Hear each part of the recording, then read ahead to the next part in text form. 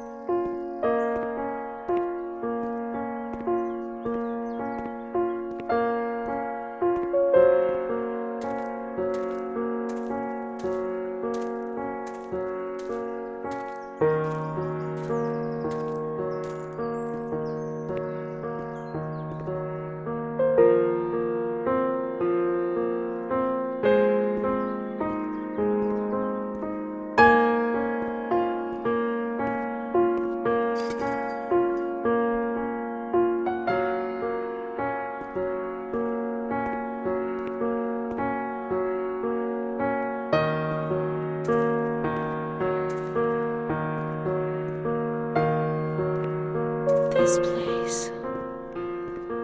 Time. Memory.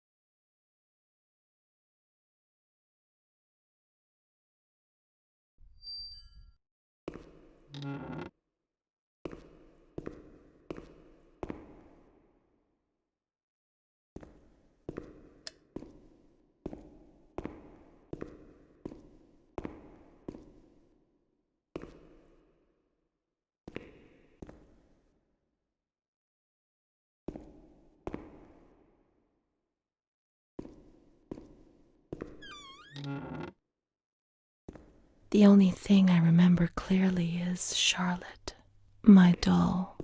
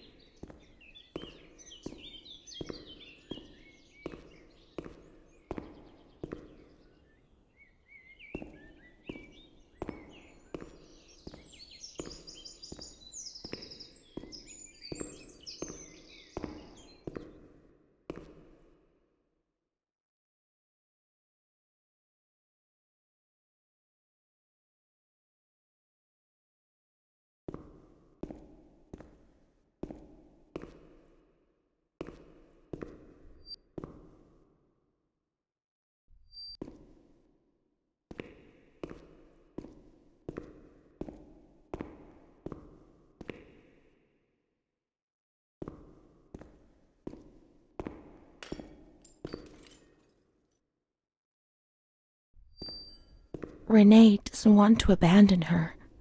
Let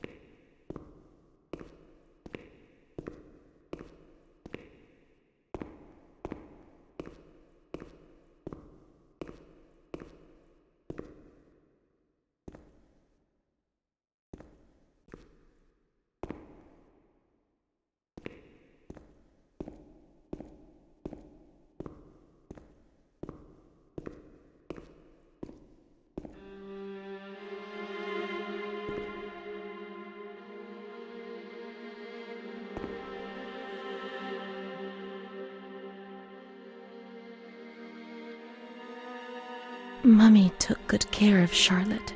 She tucked her in, hugged her, gave her cuddles and kisses. She was very affectionate and loving. Nothing bad happened to Charlotte, and that surprised me. I didn't understand. At first, I was quite scared. I was afraid that she wanted to hurt me. I lived in constant fear that Mom would abandon her. Because I didn't deserve to live. I didn't deserve to be loved.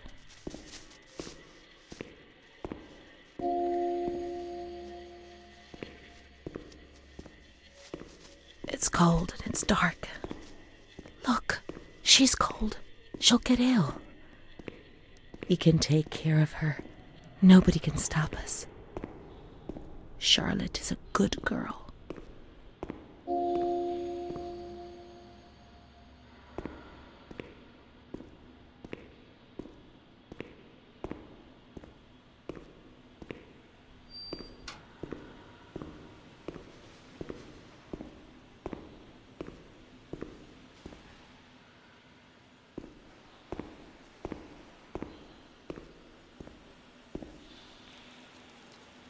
Charlotte will be comfy here.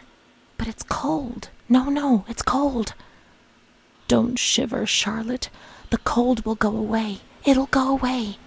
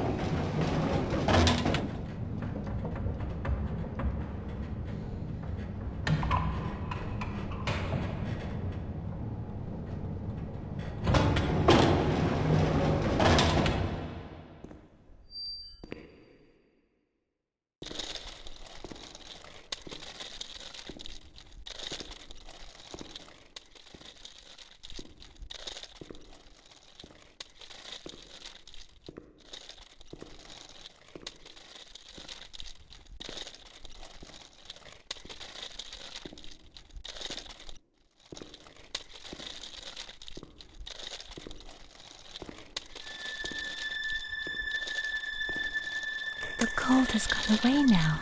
You see? The light, the warmth. We can do it. The cold will go away. It has to. Now we can enter the ward where everything started.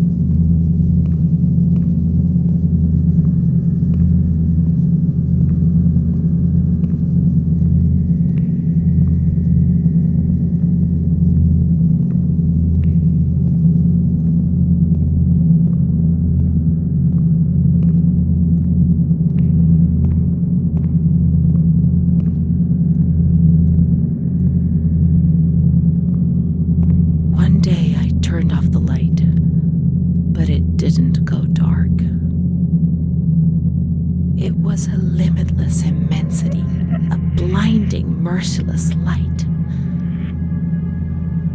I was 16 years old, and I was afraid, always afraid, a fear that wore me down. I needed help, but I couldn't speak. I was terrified of everything, even thinking.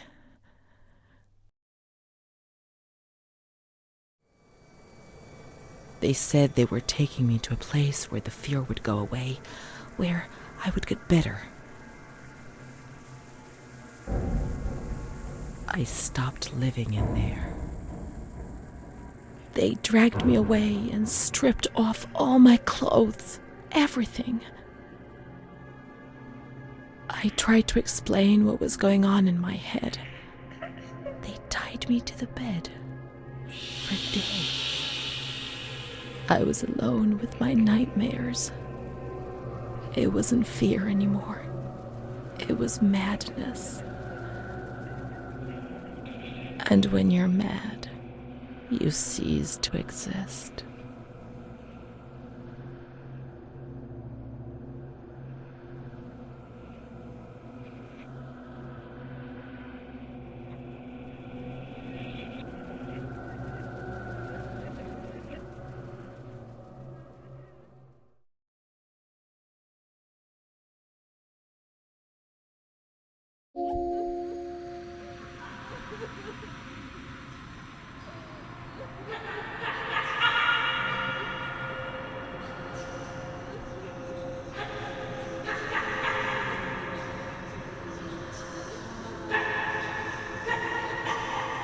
She was my only hope in this hell.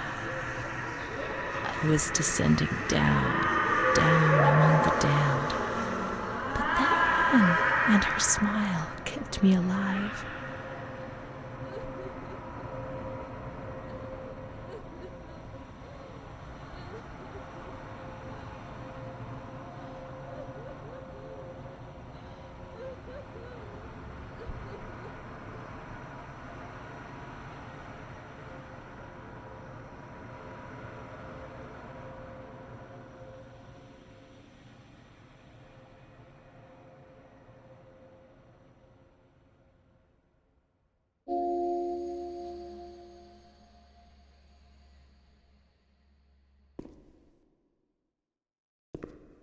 The door is locked from the outside. Here the doors can only be locked and unlocked from the outside.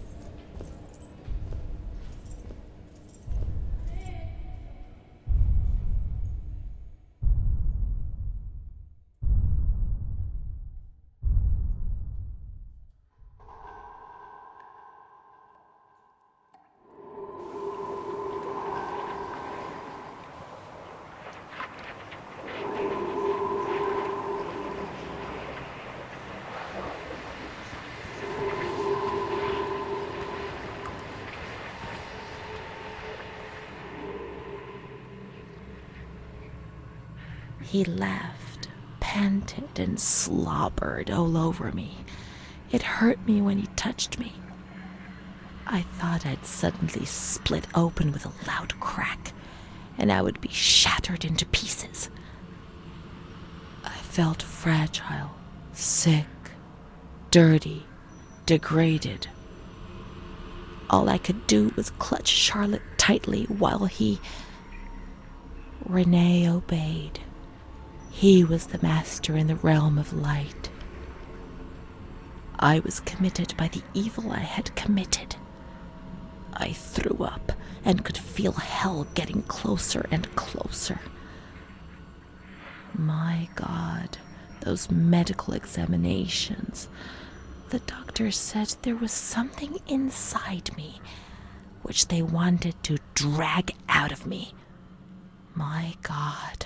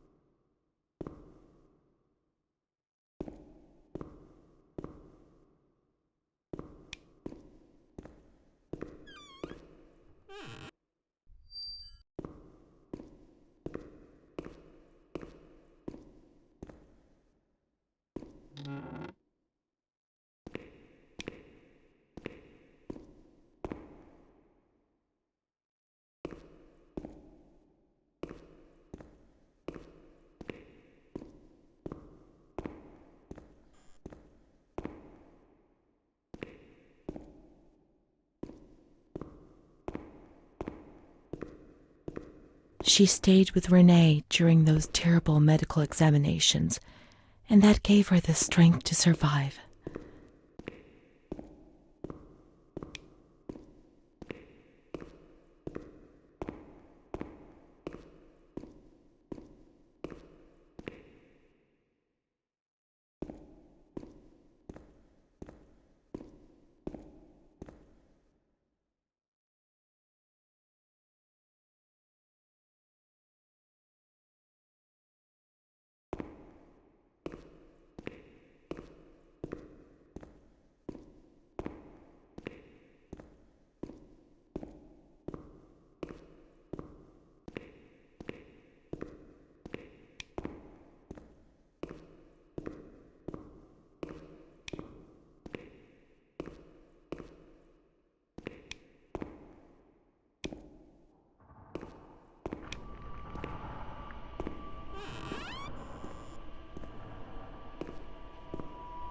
August 21st, 1938. Confidential.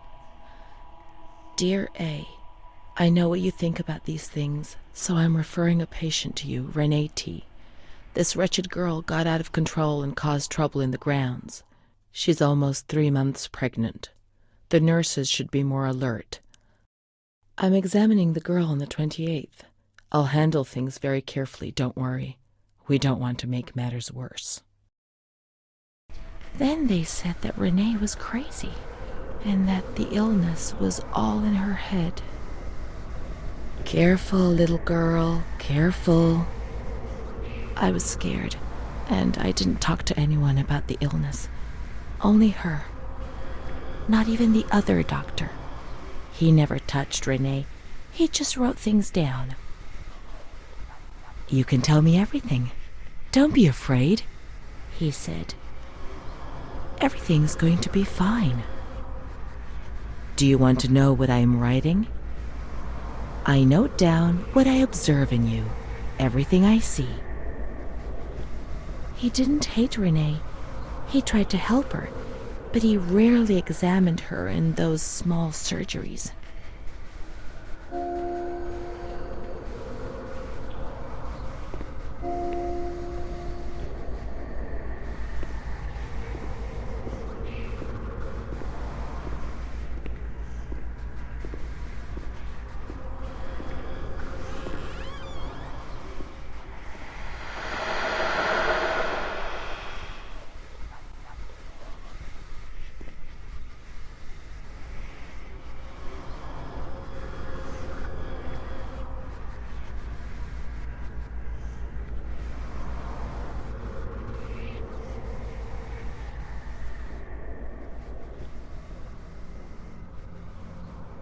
March 12th, 1938. Renée T., 16 years old. Menarche, aged 12. Housewife. Father unknown, mother a seamstress.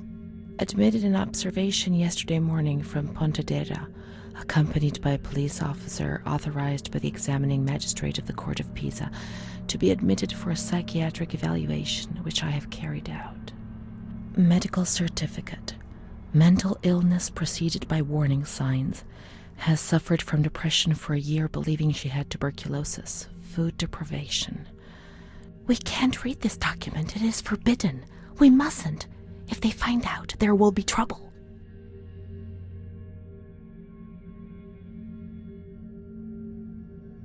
Have you ever wondered who you are? Yes, of course you've wondered.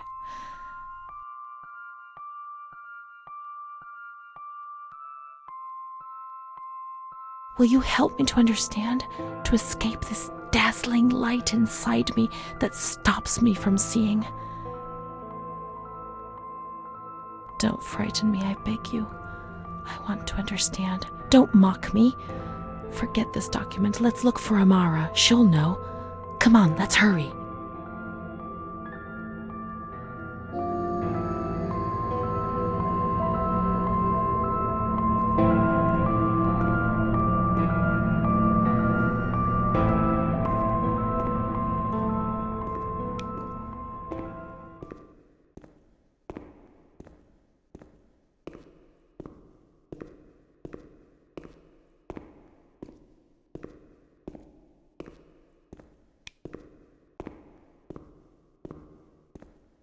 This is the road we used to take.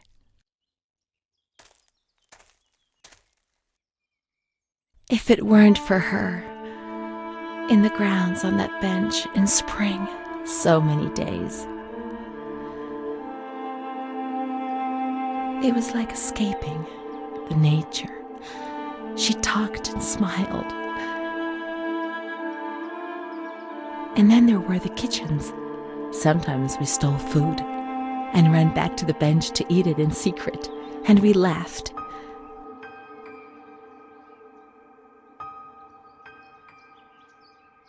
She did things to me.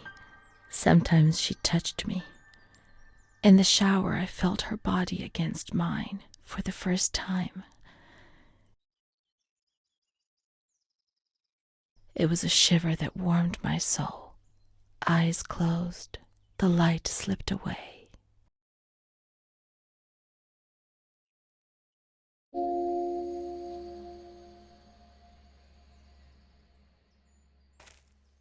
She wasn't in the system. He wouldn't let her in. That's it. She must be the key to my memories, to the reasons why.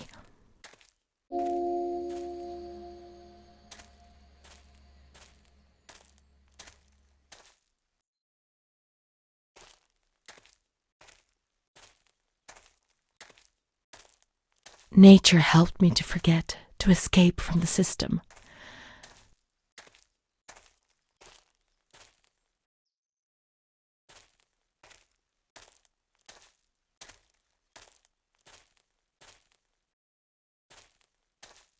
The scent of spring. The land of light was far away, and we spent the days chatting on the stone benches.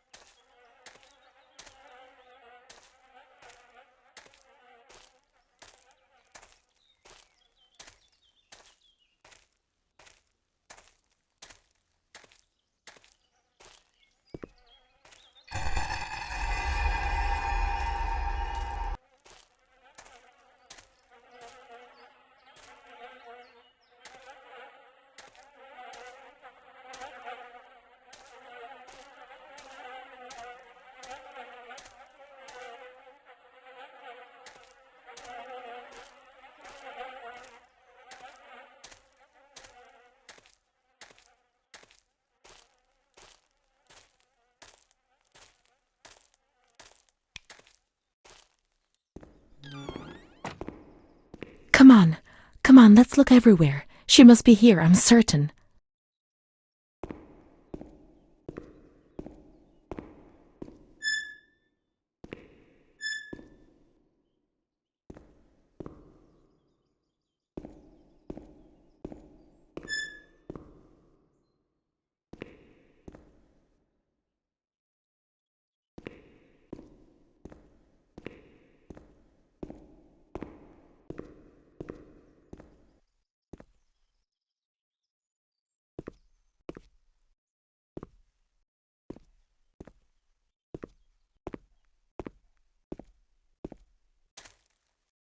Keep looking. We mustn't give up.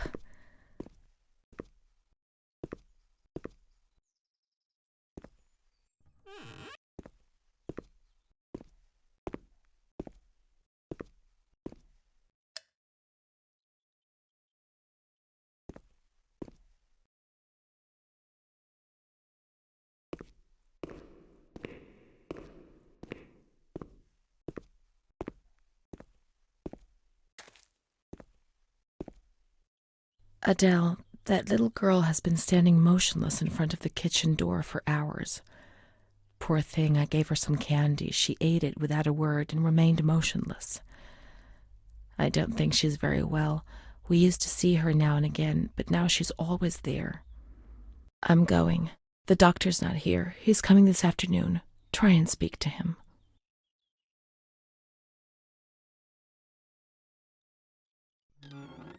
Poor thing. Lost in her dreams. She was only a little girl.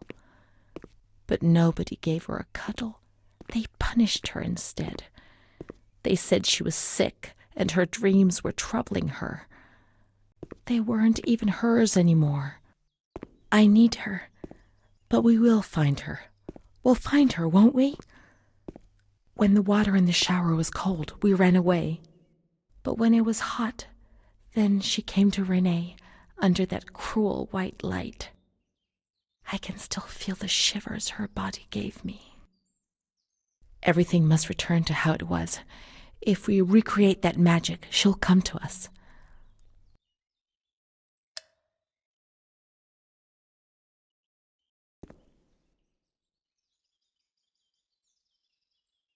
We have to turn the water on in the showers and switch the boiler on.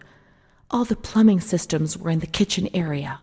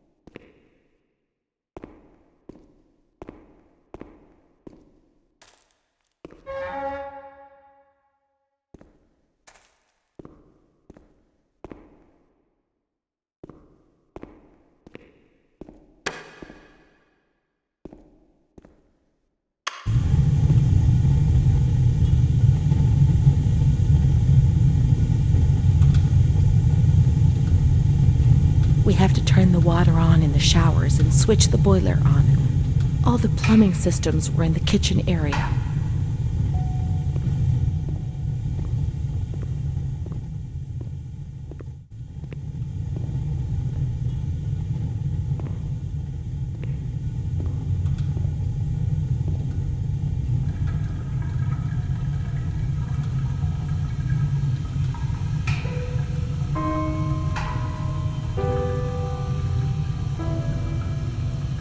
Now everything is ready.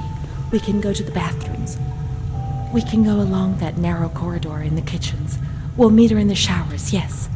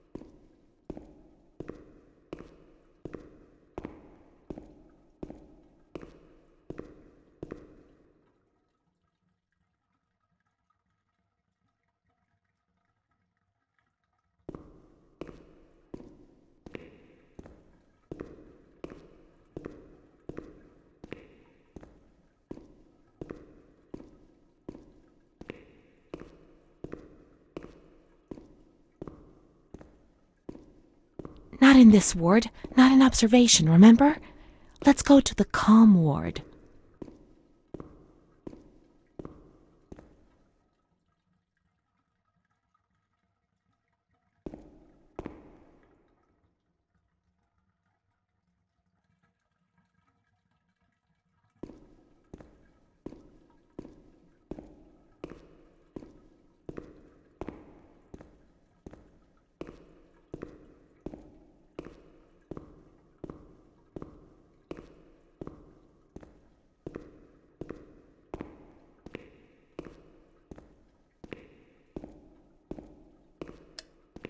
Everything's ready.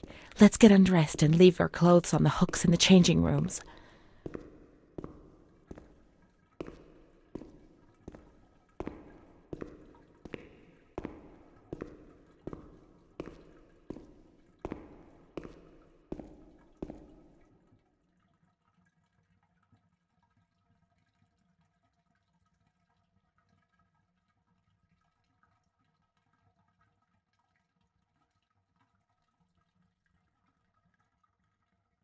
Let's turn the water on now, and everything will be as before.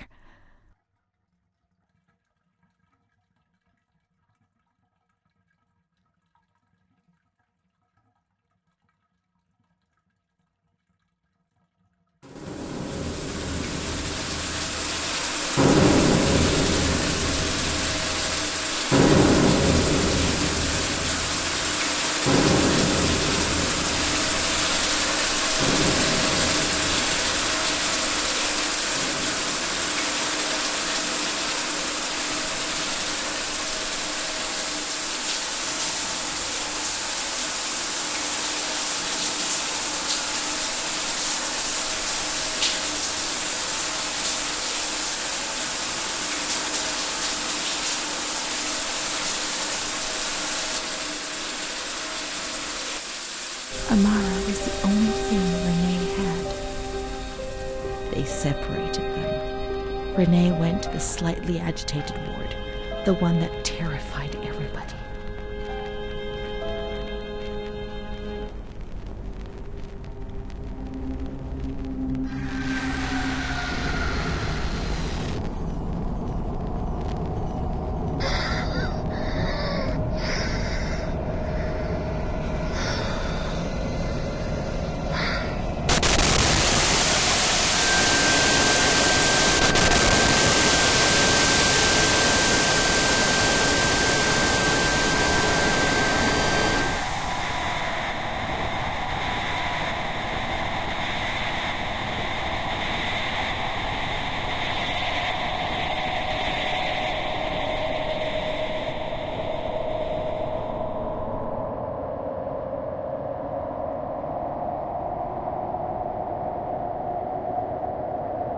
Those injections were a torture, the just punishment for what I was doing. And what about her? Who knows where Amara was? They had taken me upstairs into the ward where no one wanted to go.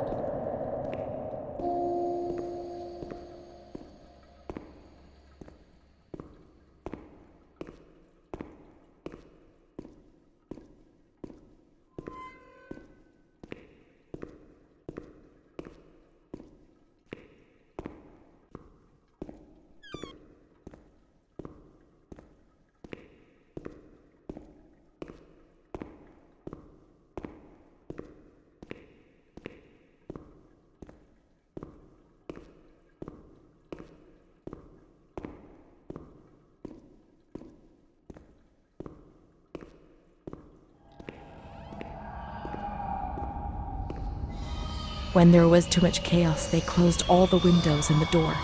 They turned off the lights, and it was pitch black. Some people fell asleep. Some others stopped seeing their demons and became more calm.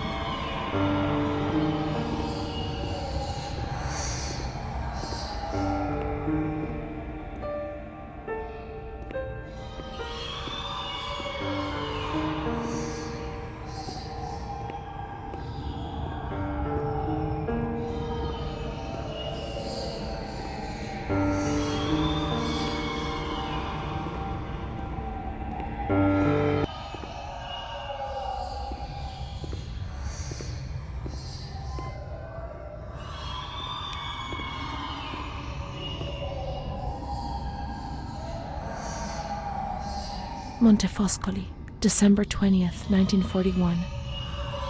Dear Director, could you please let me know how my daughter, your patient Renée T., is getting along? I've written to my daughter several times, but have received no reply. I'm very worried, particularly as I've been ill for some time and have not been well enough to come and visit her. Please kindly let me know when it will be possible for me to bring my daughter home. Your humble servant, Ada T. Bring this letter to the attention of Dr. C so he can assess the potential discharge of the patient.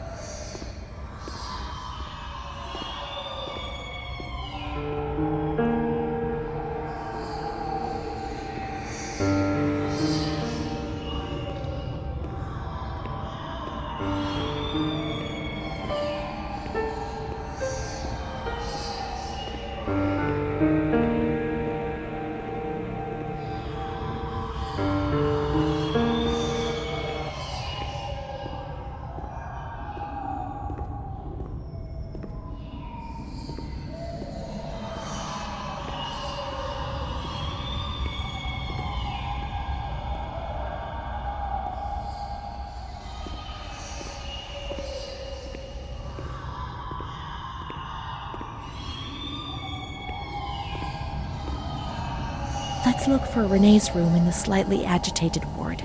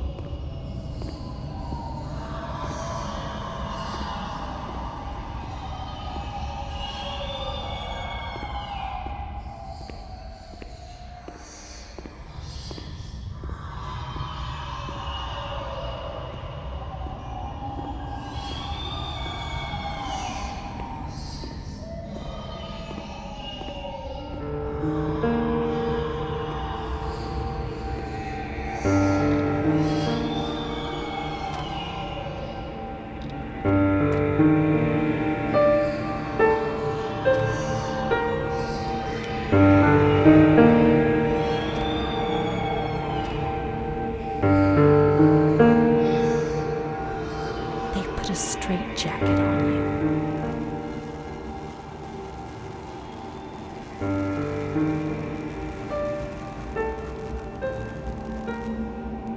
They gave you a cold shower.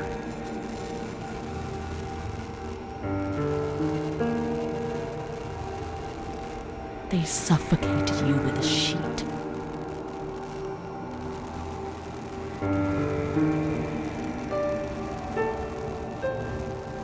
Tied you to the bed. They tied me to the bed.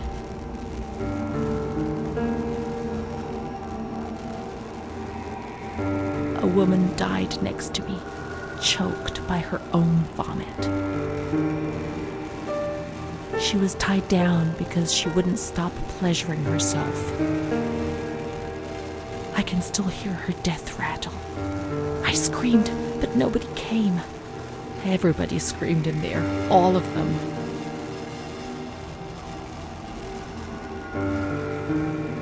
It was then I saw the doll, which wasn't Charlotte. No, she wasn't Charlotte.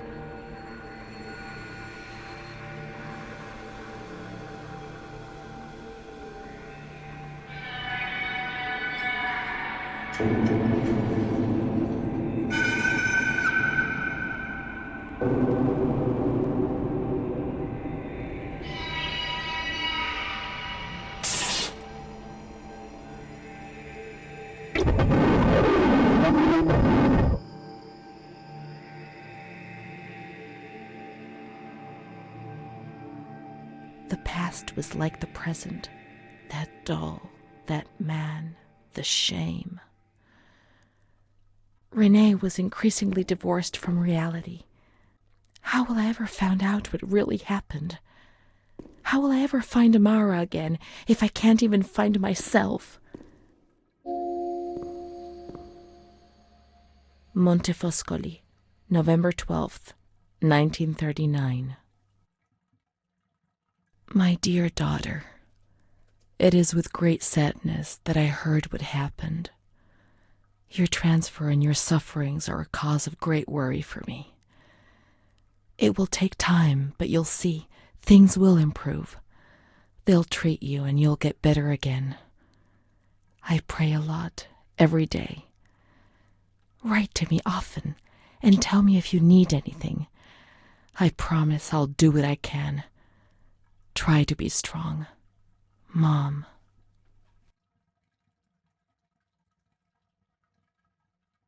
This is the last letter she wrote to me.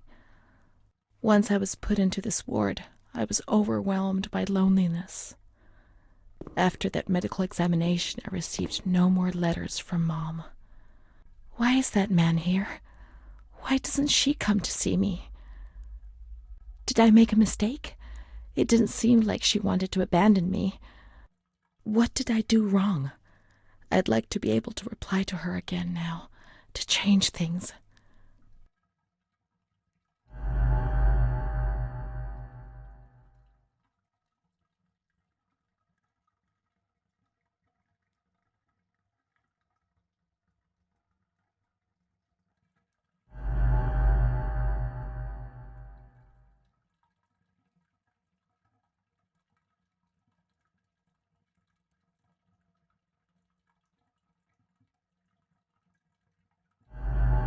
Perhaps she would have listened to me.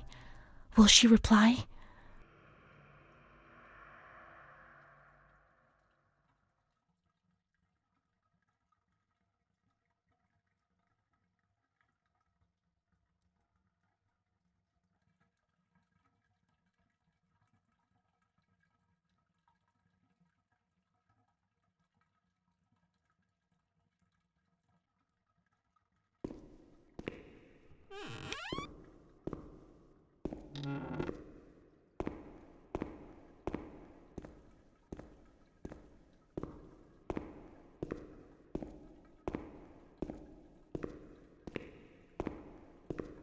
The letters were sent to the archive.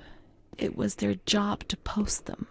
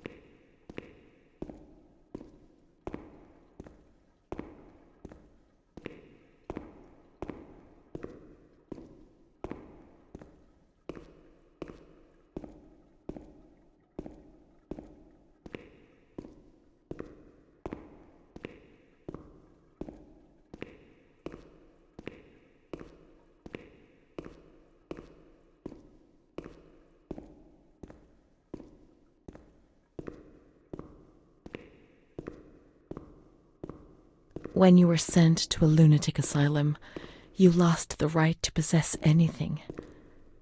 Everything you arrived with was packed up and stored here, even the clothes you were wearing, in case you were released one day, but far too many never left.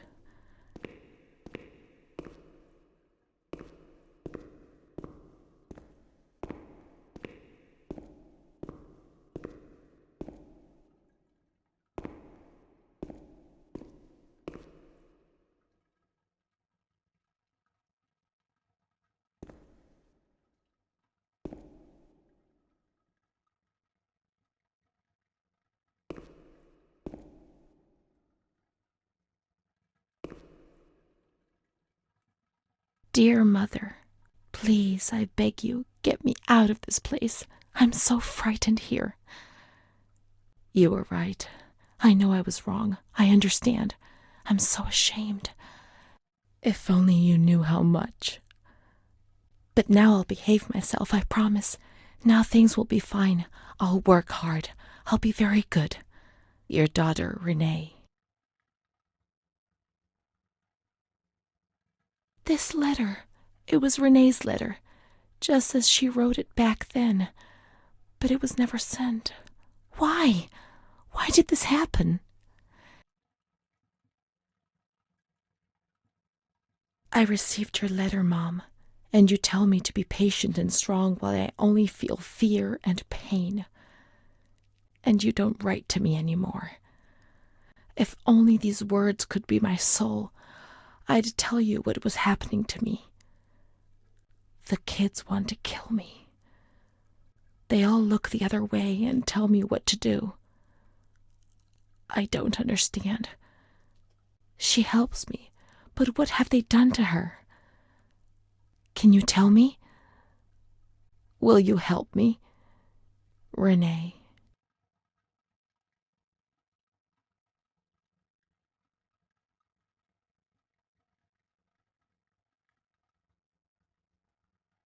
Montefoscoli, July 7th, 1940.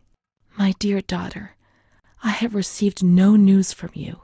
You haven't even dropped me a line for months. I'm sorry, but I can't afford to come and visit you because I can't afford the fare. Do you remember Mr. Onofrio?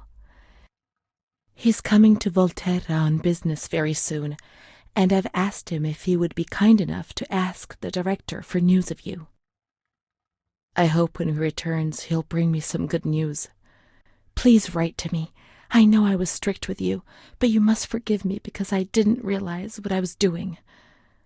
I've given Mr. Onofrio a new doll for you, as you said you lost yours, and I know you loved it so much.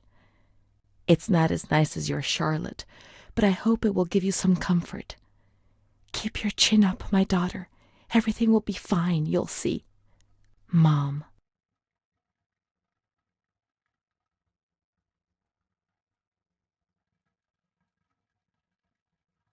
Montefoscoli, October 12th, 1940.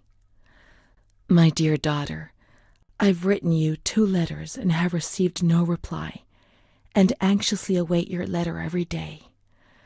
Mr. Onofrio has returned and said he'd given you the doll. Do you like it? He told me he was unable to speak to the director, but he did see you.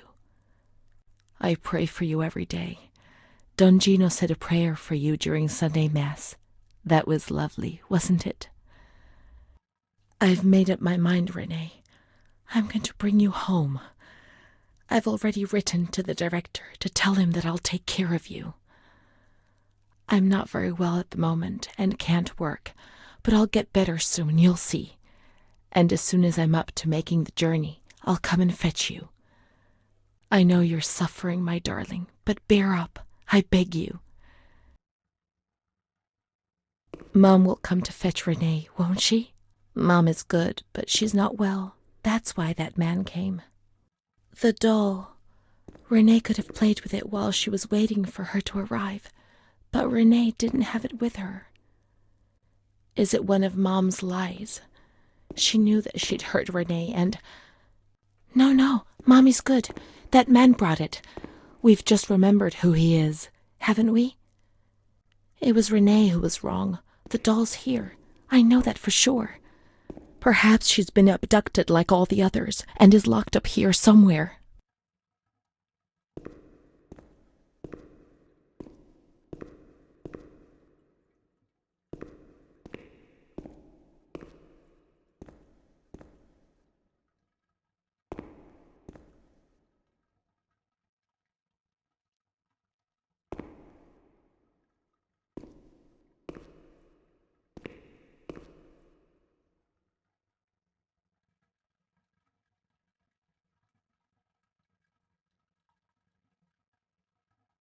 Now we can open the bundle on that table in front of the window. You see? Mom was good. I was bad. Mom was worried about Renée and Charlotte. I abandoned Charlotte. We've abandoned her.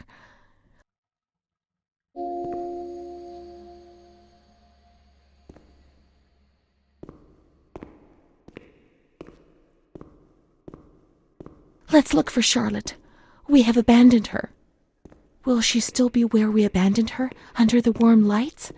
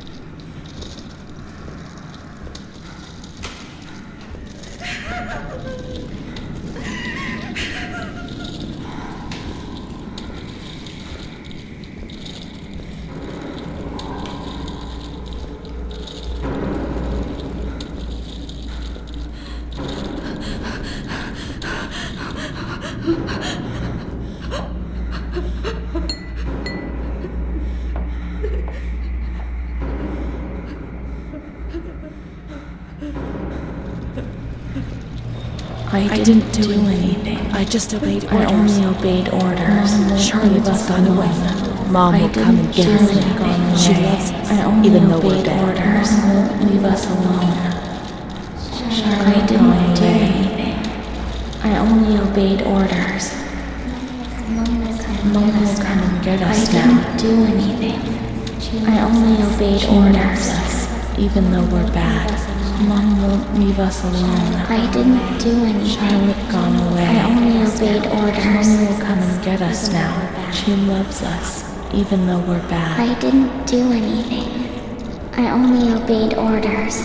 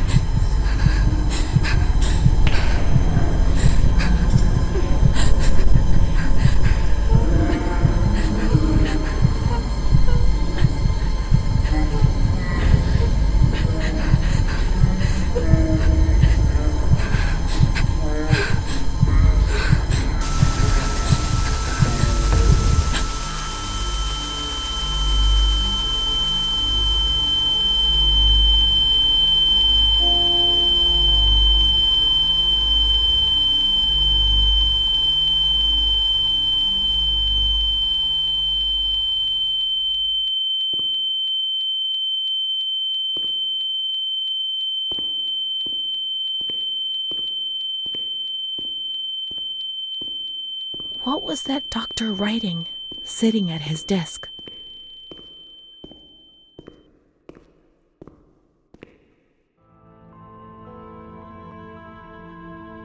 September 7th, 1938. The patient frequently indulges in recriminations expressed in an explosive tone of voice. This morning she threw away the milk, saying it was full of urine, spittle, and all kinds of other filth. Crazed, she hears voices that order her to do things. She says she heard children singing and that they were locked up in a school. January 20th, 1939. Introverted, dazed, cannot focus on anything. When questioned and stimulated, she starts crying and weeping. At other times, she laughs. June 1st. Apathetic. Eats very little. She refuses to be touched. Does not respond. Spends her time in the grounds. The cooks report that she sits on a bench in front of the kitchens. October 14th. Return of impulsive behavior. This morning she asked for 2 eggs to make zabayoni, but when she got them, she threw them up in the air. Excited, clamorous, slightly confused, takes her clothes off. December 8th. Tied to bed for 15 days. High-spirited, tends to make witty comments and use vulgar words. Laughs hysterically and pleasures herself. The nurses report that about 2 weeks ago she remained in the showers on her own and didn't want to leave. They said that when they took her away, she swore at them and then lashed out and bit them. 2 nurses had to be treated for their injuries. They've kept her tied to the bed since then. Transferred to the slightly agitated ward, from the care of Dr. B to the care of Dr. C. I was with Amara in the showers. My memories are terrifying. They're not real, are they?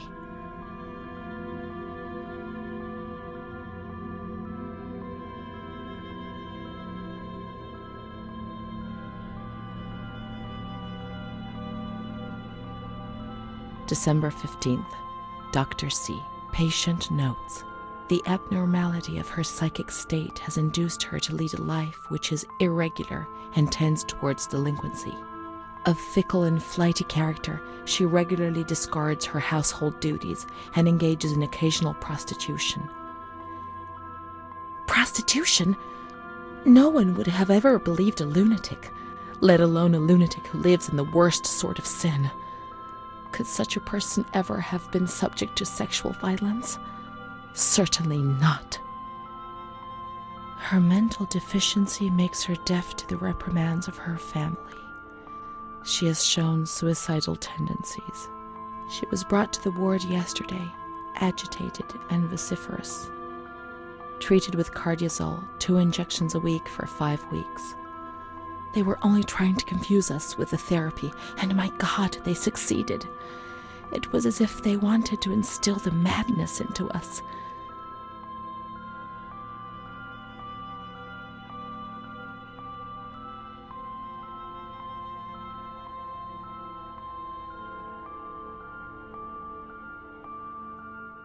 June 2nd. After a long period of calm and improvement, the patient is very agitated today and vehemently refuses to submit to a gynecological examination. She swore and cursed those who generated her, flailing her arms and hitting out. According to reports by Dr. B, the patient has been subjected to periodic checkups since she had a spontaneous abortion about 2 years ago, in her 3rd month of pregnancy.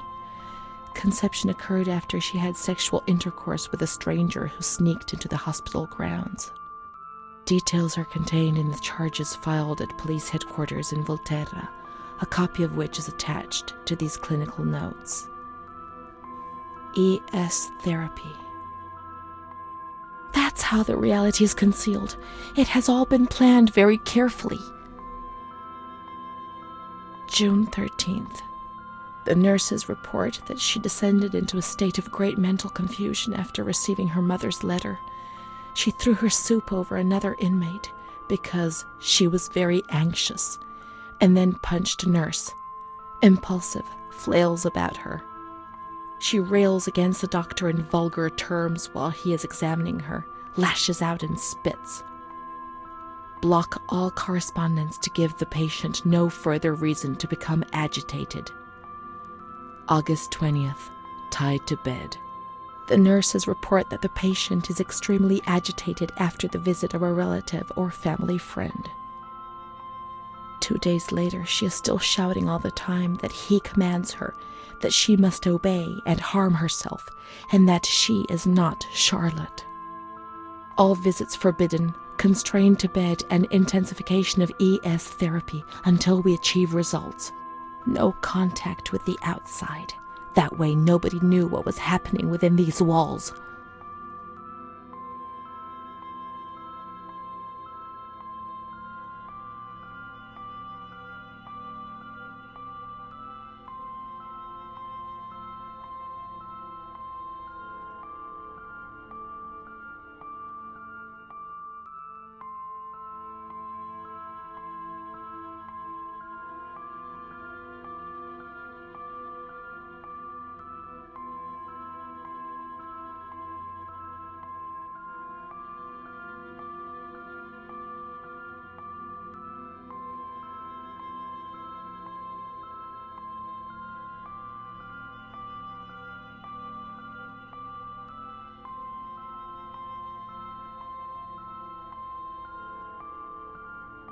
Calm down. You must be calm. Don't get agitated. We'll make you calm down. Is that the only thing that matters? Is tranquility worth the price of not living?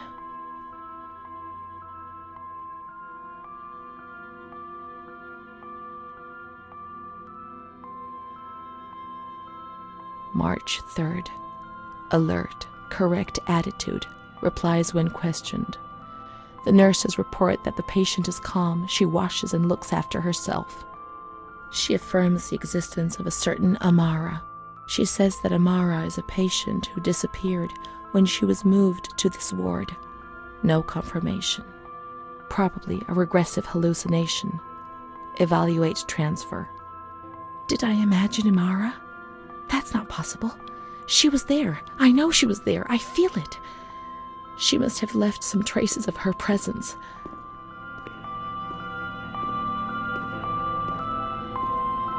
We can look for her things in the storeroom containing the bundles of the patient's belongings on the upper floor.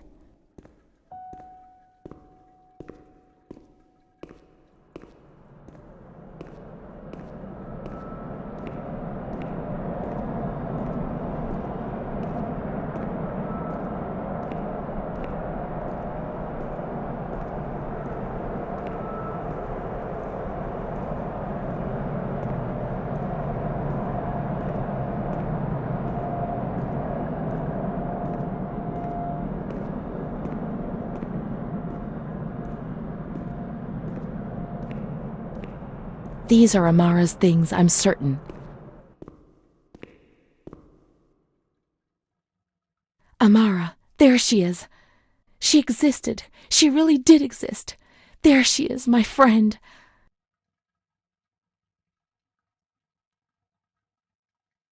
Here we are together. How could I have imagined for a single moment that she never existed? March 12th, 1938. The young girl Renée arrived today. Poor thing, she was terrorized. You see, she remembers the first time we met. I talked to her mother, the dear lady, and she expressed her fears to me, and I promised I'd keep an eye on her daughter.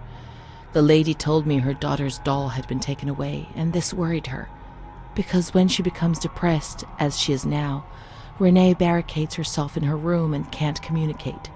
The doll becomes her voice, eyes, and ears. Dr. B said I'll soon get out of here. I'm sorry. I'm so sad to leave Renée. I won't be able to protect her anymore. My poor friend. She was hoping to be able to get out of here, but nobody ever leaves this place. That poor girl is really ill. I am the only one she ever speaks to. I told her I was leaving and she stared at me, saying that I would never leave. It was quite unnerving, and then she started to cry. I felt like crying too. That's all she said. What worries me is that I'm sure that terrible man is watching her. He was the one who brought her here, and of all the good people, why did it have to be him? She knew. I told her everything. She knew about that man. That's why they wanted to make her disappear from my life. But I instructed a nurse friend of mine to keep an eye on her, and I'm sure she will, because she's a good woman. Her friend the nurse, I vaguely remember. She worked on this ward.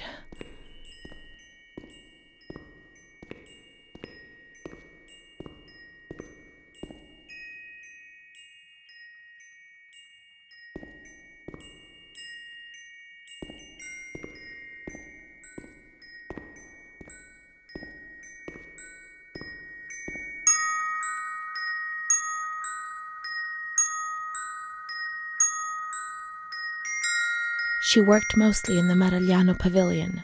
Let's get out of here and find that pavilion. Renée was alone here. Charlotte had abandoned her. And without Charlotte, Renée couldn't communicate with the outside world. Mother knew that.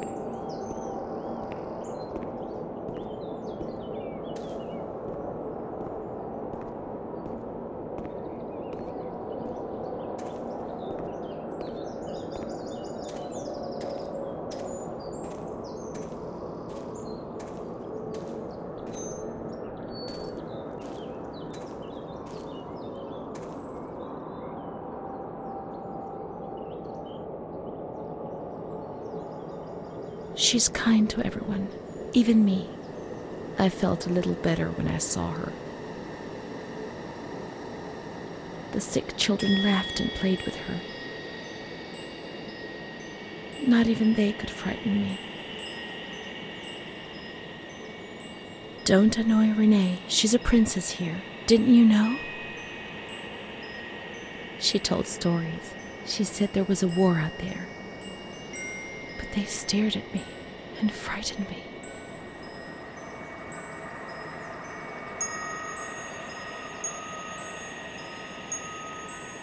They would come to look for me in the evening, and then no one would have protected me.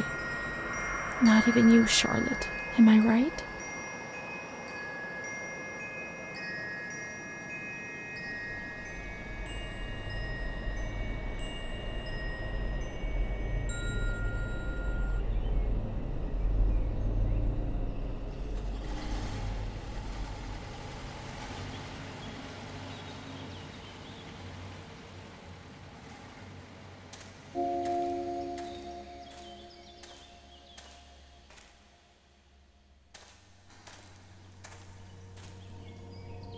Let's follow the hearse until we reach the graveyard.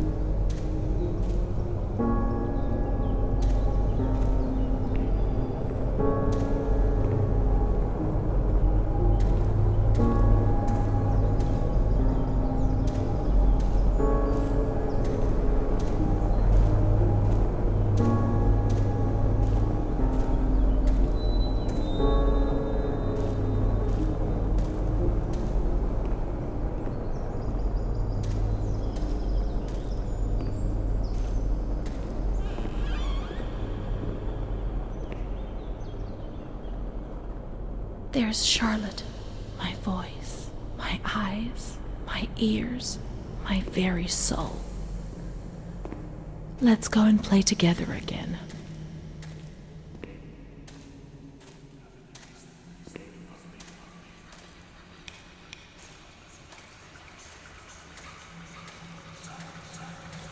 My voice, to say what? Meaningless things.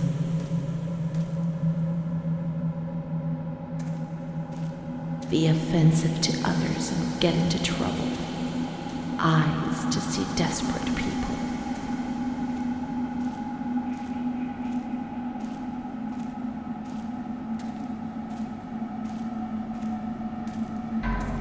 In the mirror, the shadow of my former self.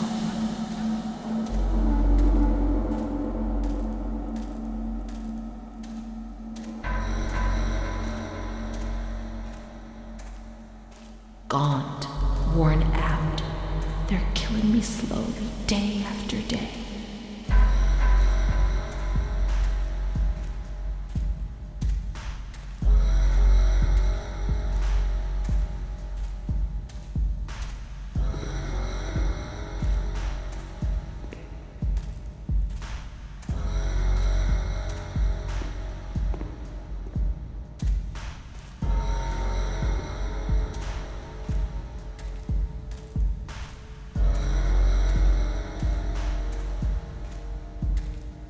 My ears to hear screams, deliriums, threats, and false promises.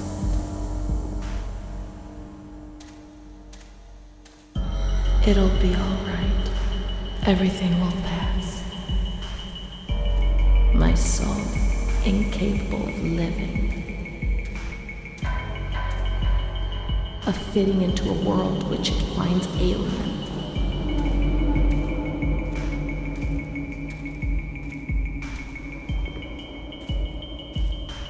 It's moving further and further away from me, always further.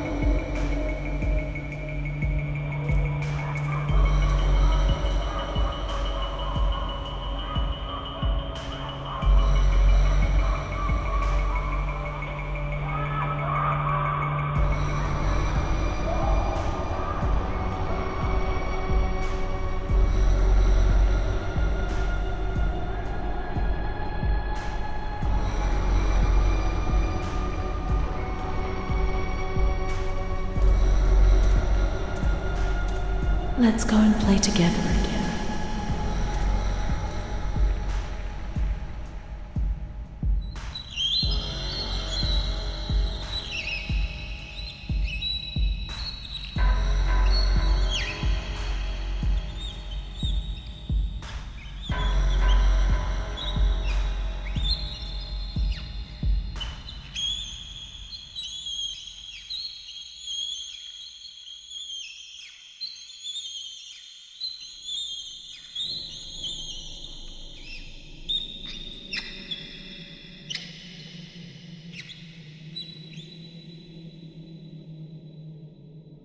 I'd like to lose my voice.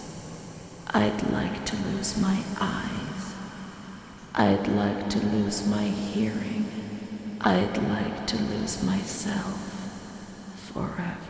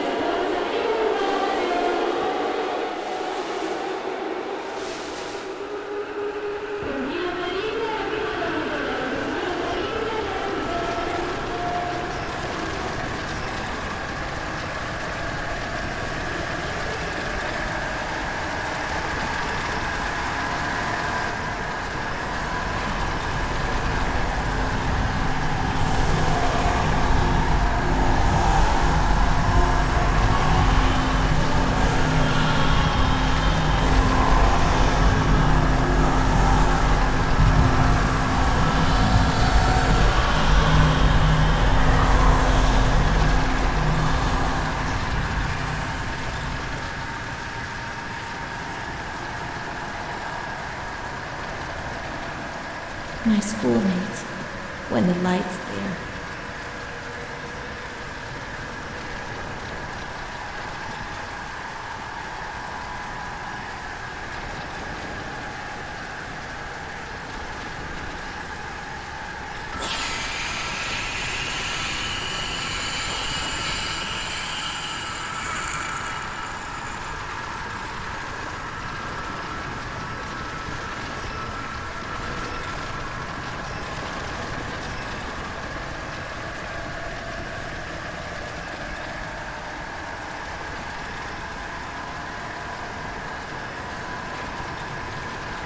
We learn so many things at school, and so we have to attend. How would we get on if we didn't?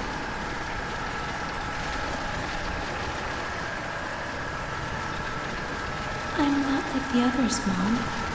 Why not?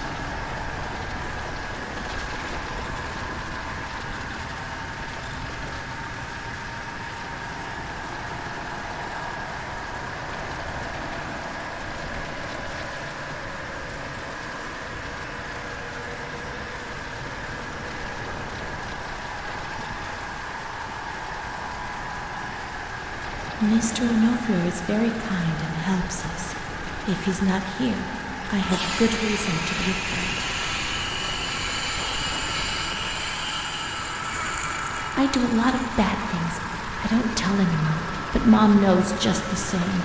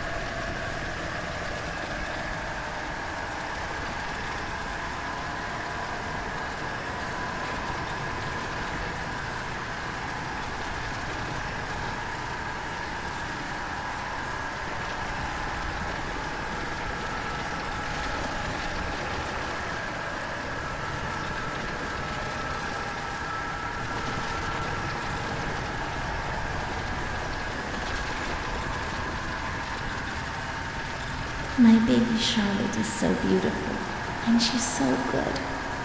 But Renée isn't. There are a lot of them. They want to hurt me. They fly. Even Charlotte can't help me.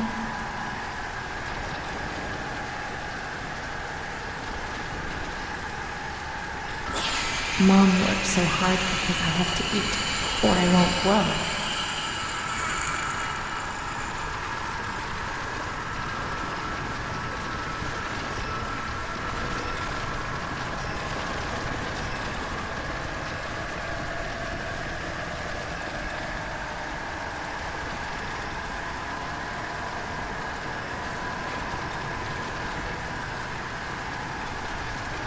When I was small, I never used to eat. Poor mother.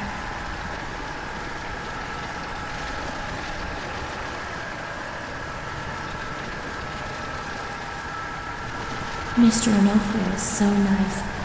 I'm bad because I'm not kind.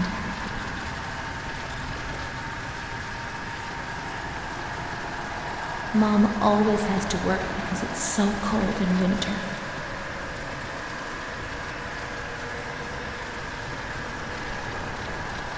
Mr. Onofrio helps Mom. How would we manage if he didn't?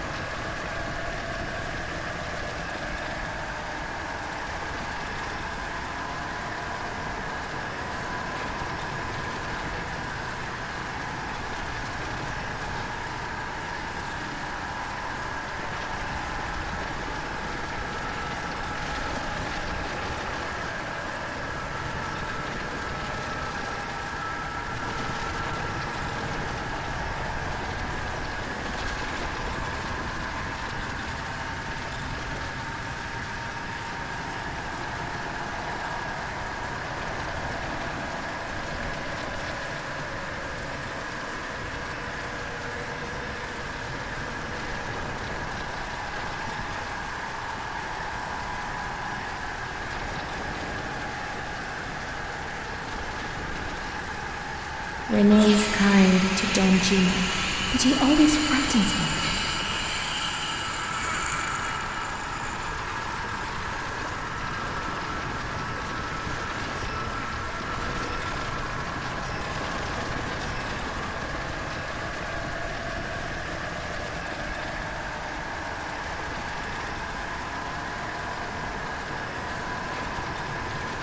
cat goes into my mouth and eats me from inside, at least you can't see what's happening.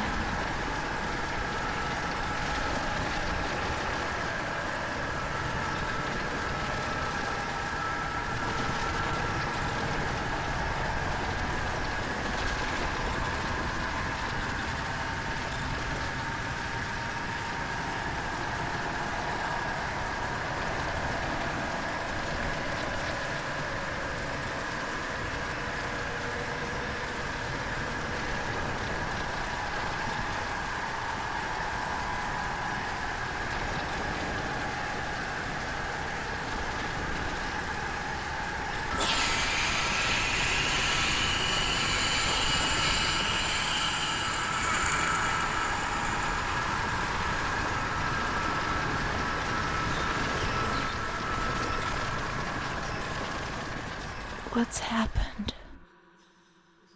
What is this place? Maybe I'm dead. I can't see any light. Maybe I am dead. I can't get up. What's going on? What's happening to me? There's no one here, but these noises. My head is killing me. I can't keep my eyes open.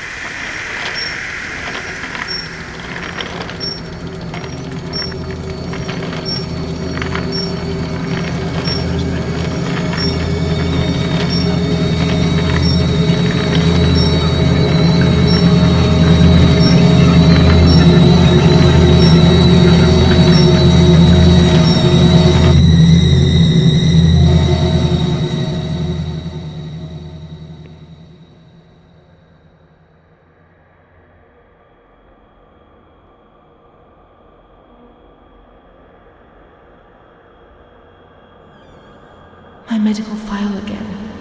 I don't want to know. I don't want to know anymore. There's only confusion. There were some who had scarcely seen me. They thought they knew me and understood what was happening to me and could decide about my life.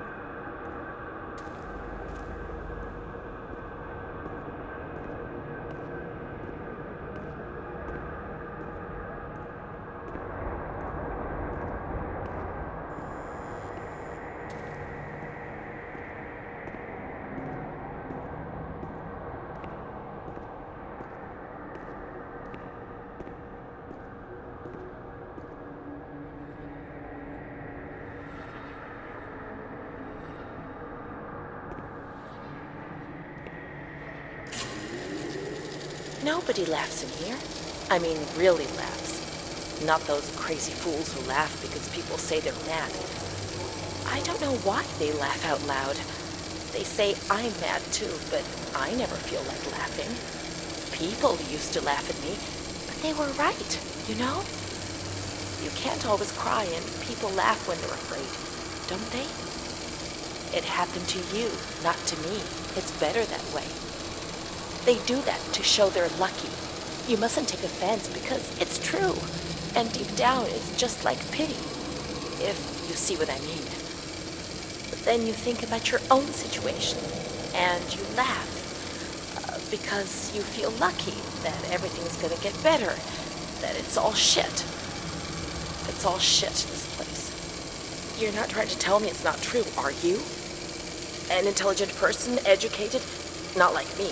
And if I can see it's a load of shit, just imagine how much better you understand it. No, come on. No. I feel fine here, you know? After all, I can do and say anything I want.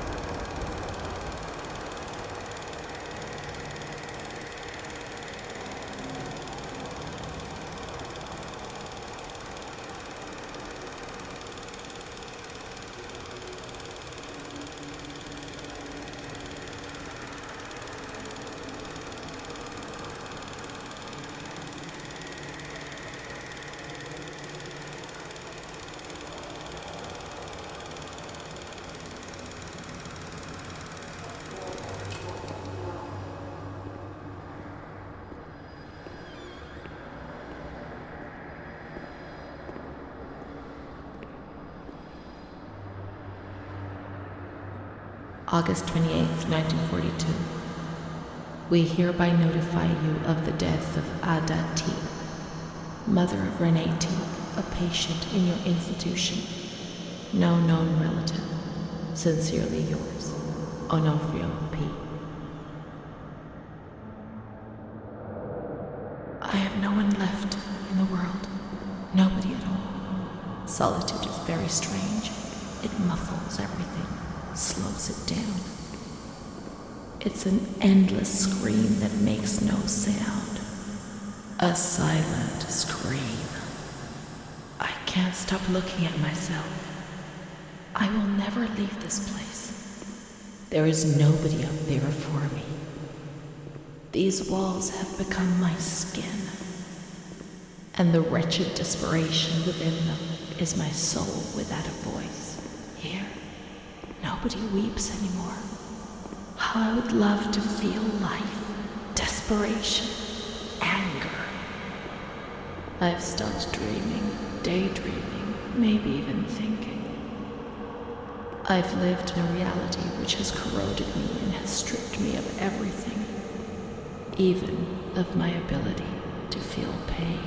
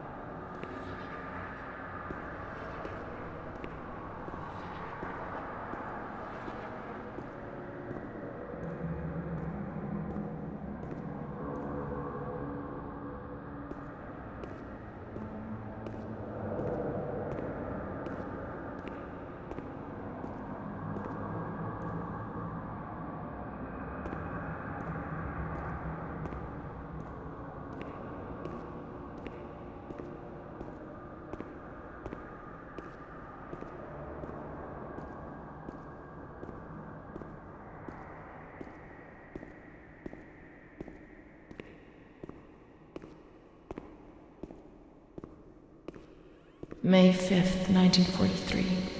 Renée's state of health is good. She is eating and speaking. Her spatial and temporal orientation is good. Therapy suspended. December 3rd. She calmly asks if she can leave the hospital. Evaluate patient for 6 months. May 2nd, 1944. Discharge denied despite a favorable psychiatric opinion. The patient has no home or means of support. May 4th. The reasons why discharge is impossible are explained, and this is how Renée learns of her mother's death 2 years after the fact. May 5th. She tried to kill herself in the night by hanging herself with a sheet, saved by the nurses. Restrained to her bed, she once more tried to kill herself by suffocation. The decision has been taken to perform a transorbital lobotomy.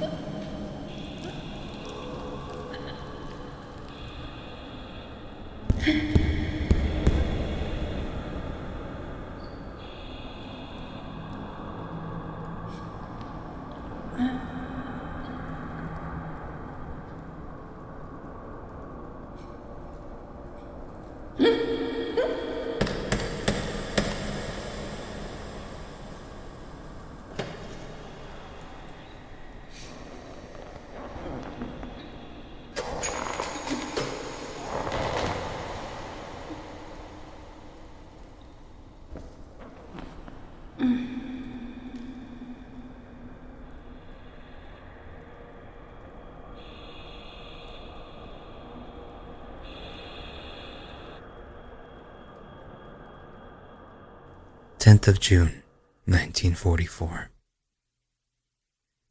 Operation successful. Patient tranquil and collaborative. Motor coordination capacity reduced, but she's improving. Transferred to the tranquil department in the care of Dr. B. 25th of October.